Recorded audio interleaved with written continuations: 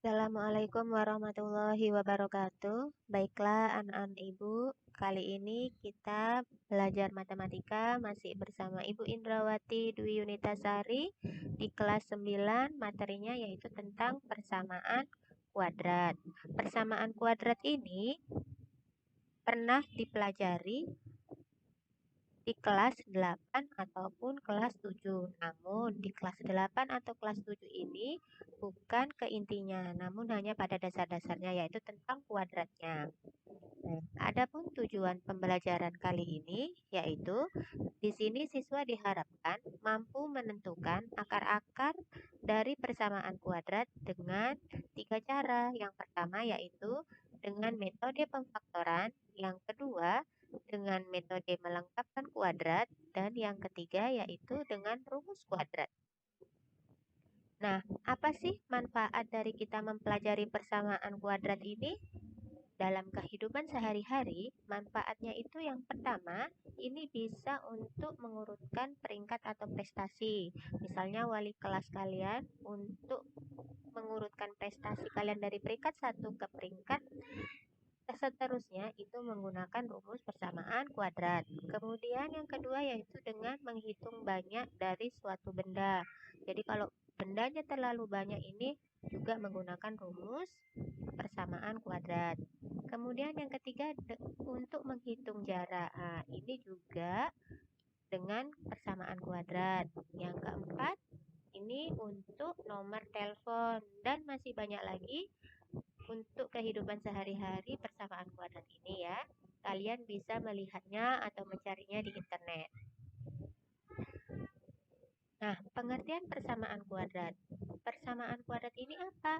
Persamaan kuadrat ini yaitu persamaan yang pangkat tertingginya itu adalah 2. Jadi pangkat tertinggi itu hanya 2. Jadi kalau pangkatnya lebih dari 2 itu bukan persamaan kuadrat. Bentuk umumnya kayak mana? Bentuk umumnya yaitu ax kuadrat ditambah bx ditambah c. Nah, inilah sama dengan 0. Inilah bentuk persamaan kuadrat di mana a, b, c-nya itu adalah bilangan real dan a tidak sama dengan 0. Nah, sekarang tujuan yang pertama itu adalah dengan memfaktorkan. Bagaimana dengan memfaktorkan? Memfaktorkan ini bentuknya adalah seperti ini. ax kuadrat ditambah c sama dengan 0. Atau ax kuadrat ditambah bx sama dengan 0. Nah, ini rumusnya. Lanjut ke soal saja biar gampang ya. Nah, contohnya di sini soalnya. X kuadrat dikurang 4x sama dengan 0. Bagaimana sih cara penyelesaiannya? Cara penyelesaiannya cukup mudah. Di sini kan ada X kuadrat ya. X kuadrat ini artinya X-nya itu dikalikan sampai 2 kali. Jadi untuk memudahkan kalian buat dulu aja buka kurungnya. Dah. Kemudian X-nya ini kalian pisah, dia kan X kuadrat, artinya X-nya itu dijadikan menjadi 2. Berarti yang satu X-nya letakkan di luar, yang satu letakkan di dalam. Dah, kemudian di sini kan dikurang 4. Berarti langsung aja di sini dikurang 4. Kenapa X-nya hilang? Karena X-nya itu sudah ada di luar. Jadi kalau seandainya dikalikan ke sini, nah kalau seandainya dikali, itu X dikali negatif 4 hasilnya kan negatif 4X. Nah, untuk kepersamaan kuadratnya bagaimana? Nah, inilah dibagi menjadi 2. Yang pertama X yang di luar. X yang di luar kurung ini berarti dia sama dengan 0. Nah, berarti X sama dengan 0. Yang kedua adalah X kurang 4-nya atau yang berada di dalam kurung. Atau X kurang 4 sama dengan 0. Jadi X1-nya berapa? X1-nya adalah 0 dan X2-nya sama dengan 4. Dapat dari mana 4? 4 ini berasal dari X kurang 4. Kenapa di sini bukan negatif 4? Karena dia sudah pindah ruas. Ini pertamanya letaknya di sebelah kiri, pindah ke sebelah kanan. Jadinya positif. Ya. Jadi kalau seandainya ini soalnya adalah positif, berarti nanti X2-nya di sini adalah negatif. Karena di sini soalnya adalah negatif, berarti hasilnya adalah positif. Ya. Lanjut ke tujuan yang kedua, yaitu untuk persamaan kuadrat ini yaitu dengan melengkapkan kuadrat. Nah, menyelesaikan persamaan kuadrat dengan melengkapkan kuadrat ini artinya adalah mengubah persamaan kuadrat menjadi bentuk kuadrat sempurna. Artinya kuadratnya ini dalam bentuk diakarkan ya, dirubah menjadi dalam bentuk akar. Nih, misalkan x kuadrat sama dengan p, berarti p-nya ini diakarkan. Kenapa? Karena dia di sini berubah menjadi x, berarti kuadratnya ini hilang berubah menjadi akar. Jadi di sini x sama dengan akar p atau x sama dengan negatif akar p. Nah, contoh soalnya. Contoh soalnya yaitu tentukan akar-akar persamaan kuadrat x kuadrat dikurang 9 sama dengan 0. Nah, bagaimana jawabnya? Gampang. Tadi bagaimana? Tadi yang pertama adalah memindahkan ruas. Jadi, yang negatif 9 ini pindah ruas ke sebelah kanan menjadi positif. Kemudian diapakan? Dibentuk akar ya. Kuadratnya ini hilang dan berubah menjadi akar. Jadi di sini akar 9. Yang 9 ini dikasih akar karena di sini kuadratnya sudah hilang. Kenapa di sini positif negatif? Karena dia hasilnya adalah membentuk akar-akar persamaan. Makanya di sini adalah ada dua persamaannya.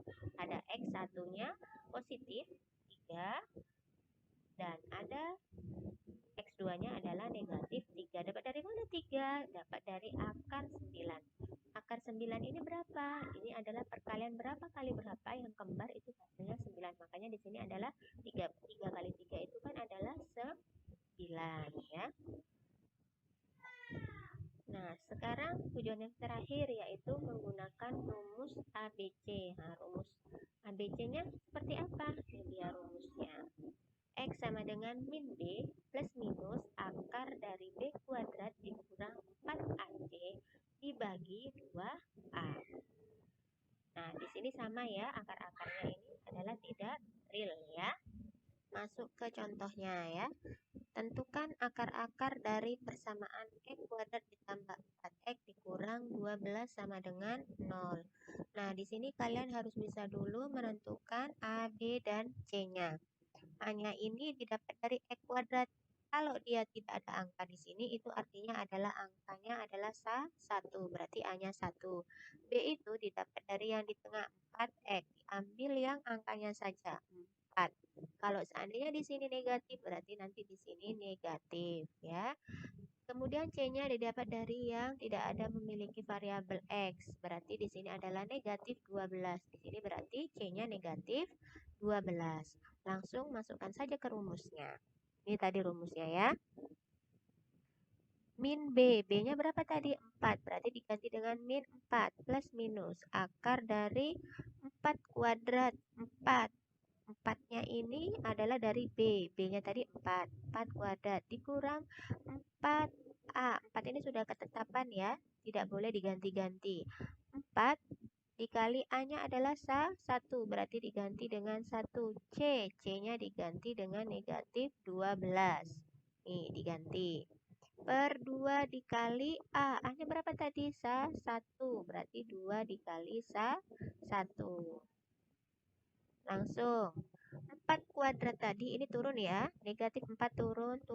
Nah, lanjut ke sini. 4 kuadrat, berarti 4 kuadrat itu adalah 4 dikali 4 adalah 16. Dikurang 4 dikali 1 adalah 4. Dikali negatif 12 adalah negatif 48. Ingat tadi ya, positif sama negatif tetap negatif.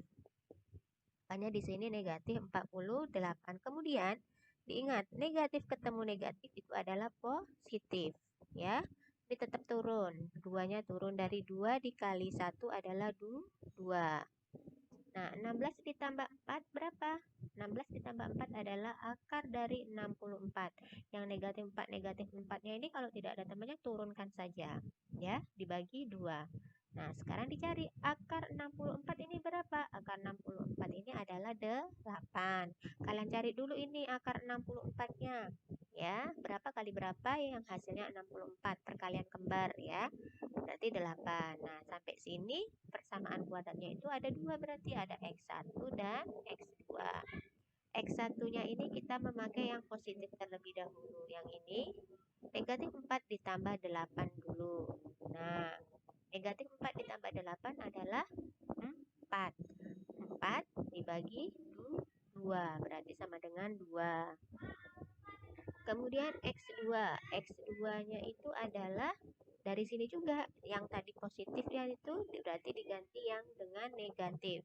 Min 4 dikurang 8 bagi 2. Min 4 dikurang 8 berapa? Negatif 12. Ya, ingat ya. Ini adalah sifat pengurangan. Kamu ingat lagi sifat pengurangan. Kalau negatif-negatif tetap hasilnya negatif, tapi ininya ditambah angkanya. Ya, negatif 12 dibagi 2 adalah negatif 6. Karena negatif ketemu positif, itu adalah negatif. Jadi akar-akarnya adalah X1-nya 2, dapat dari sini tadi. Dan X2-nya adalah negatif 6. Nah, inilah pembelajaran kita kali ini. Mudah-mudahan bermanfaat bagi anak-anak ibu dan bisa tetap terus belajar ya. Apa sih kesimpulan kita belajar ini? Kesimpulannya yaitu ini. Kalian bisa menentukan akar-akar persamaan kuadrat ini dengan 3 cara ya. Yang pertama dengan pemfaktoran, kedua dengan melengkapkan kuadrat, dan yang ketiga adalah dengan rumus kuadrat ya. Nah, di sini ada LKPD-nya. Coba kalian cari ya. Yang pertama yaitu dengan pemfaktoran. Udah, yang kedua dengan melengkapkan kuadrat, dan yang ketiga dengan menggunakan rumus. Ini Ibu ingin tahu yang mana sih di antara ketiga ini yang paling gampang ya. Nah, hanya ini yang bisa Ibu sampaikan. Mudah-mudahan dipahami dan bermanfaat untuk anak-anak Ibu. Semoga belajarnya lebih semangat lagi walaupun hanya di rumah. Nah, ini ada sedikit pantun ya untuk anak-anak ibu. Belajar dari rumah, pelajaran matematika, materinya tentang persamaan kuadrat. Walaupun kita tidak bertatap muka, tapi anak-anak semua harus tetap semangat. Harus tetap semangat ya.